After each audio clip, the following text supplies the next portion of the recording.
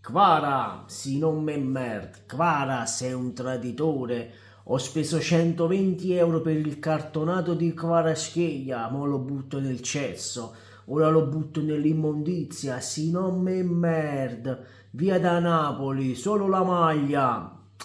Giovani, buongiorno e ben ritrovati sul canale di Napolis 1926, per prima cosa iscriviti al canale, è gratis.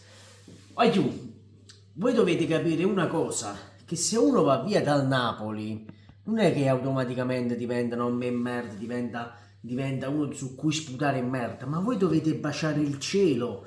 Voi a Vasander dovete baciargli i piedi a questo ragazzo che ci ha portato uno scudetto dopo 33 anni. Lui non ha fatto niente, ha fatto tutto Osimhen. Forse i primi 6 mesi di Kviscia a Napoli ve li siete scordati. Ma boh, ragazzi, dai, io sto vedendo di tutto ultimamente sui social, ma in effetti dovrebbero fare come in America. TikTok ve lo dovrebbero togliere di mano, volessero l'Uamiez TikTok. Così iniziate a lavorare un pochino, sinceramente, perché sto vedendo delle cose veramente assurde su TikTok. Allora, di cosa sto parlando? Stiamo parlando naturalmente di Kviscia che ha deciso di andare al Paris Saint-Germain, però oggi sono usciti, anzi ieri, sono usciti ulteriori dettagli su questa trattativa e voglio parlarne con voi prima di parlare a questi pseudo tifosi napoletani. Ma boh, perché si devono far vedere sui social, no? Devono fare le marchette sui social per guadagnare follower, ecco, rendiamoci conto. Allora, si viene a sapere in questi giorni che chi ha deciso del trasferimento al Paris Saint-Germain è stato il padre e il suo assistito, ovvero Mamuka Yukeli. Come cazzo si chiama quello che gli fa le trattative? Mamuka, non vorrei dire una stronzata, Mamuka Yukeli, non lo so, non mi ricordo. Comunque si viene a sapere che il padre e il suo agente di Kviscia hanno preso una commissione di 28 milioni sulla vendita di Kviscia al Paris Saint-Germain. Esce anche la notizia che Kviscia non voleva lasciare Napoli, ma è stato costretto dal padre ad accettare la proposta del Paris Saint-Germain.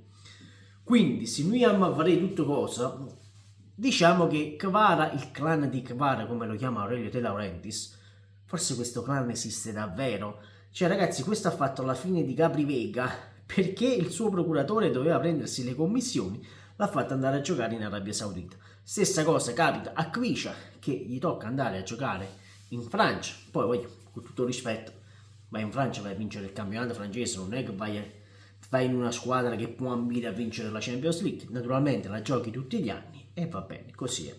Comunque passiamo a questi grandi intenditori di calcio, a questi magnifici tifosi che io schiferei o io vi eliminerei da tutti i social, da tutto, non dovreste aprire bocca, proprio una terapia proprio bocca, cioè perché non siete degni di tifare Napoli, abbiate pazienza. Allora, da chi vogliamo partire? Da quelli che stanno infangando il nome di Kviscia in questi giorni? Allora, signori, voi per farvi una chiavata vi vendereste, voglio, proprio fare una chiavata vi vendereste e poi andate a dire vicino a Kvara, oh, va via perché guadagna di più. Tenete l'amante, c'avete l'amante, c'avete rompito cazzo a un guaglione 20 anni che naturalmente questo fa di professione il calciatore. Poi dovete uscire da questa cosa che se vanno via da Napoli sono tutti traditori, Napoli di qua e Napoli di no, perché così siamo provinciali. Voglio guidare da capo a provinciale. E questo step in più non lo faremo mai. Ragazzi, funziona così il calcio. Il signore Aurelio De Laurentiis, invece di fare tutte le sue battute di qua, di là e a fine anno, c'ha ancora 5 anni di contratto, non mi dovete rompere i coglioni. I post social su Twitter, ma ricordate i post in coppa a Twitter che faceva Donna Aurelio, no? Sono solo cazzate, non c'è nessun accordo, sono stronzate. Il coglione naturalmente si è guardato in faccia e ha detto io, ma cosa devo rimanere a fare qui? A prendermi del coglione di qua e di là? E chi sta preso e se n'è andato. Però quando sento dire è un uomo di merda, ha giocato malissimo, non è buono, hai visto, mo sta adesso è più forte is. Ribadisco, dovreste baciare i piedi a questo cristiano venuto dalla Georgia, perché ci ha portato uno scudetto a Napoli. Voi siete cresciuti con il mito di Maradona, naturalmente, però pure Maradona se ne aiuterà a Napoli, voglio. Tutti quanti, tutti i grandi campioni che sono passati dal Napoli, Lavezzi, Cavani, Hamsik, Mertens, tutti quanti sono presi e sono andati via. Ma perché? Perché il calcio, voglio, il calcio è così.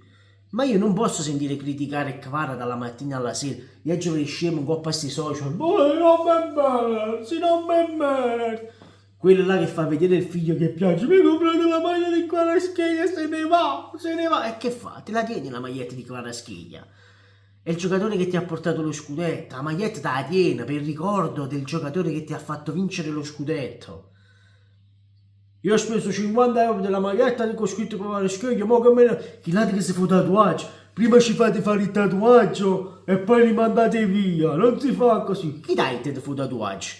Ma chi te l'ha detto di farti il tatuaggio? Chi dai te di fare a bandiera georgiana in Coppa Ugosh? Ma chi dai te? Cioè, si scemo tu che t'ha fatto? Cioè, capite che vi voglio dire? Cioè, ragazzi, e poi no, siete delle merde, non si può fare così, non si può vendere.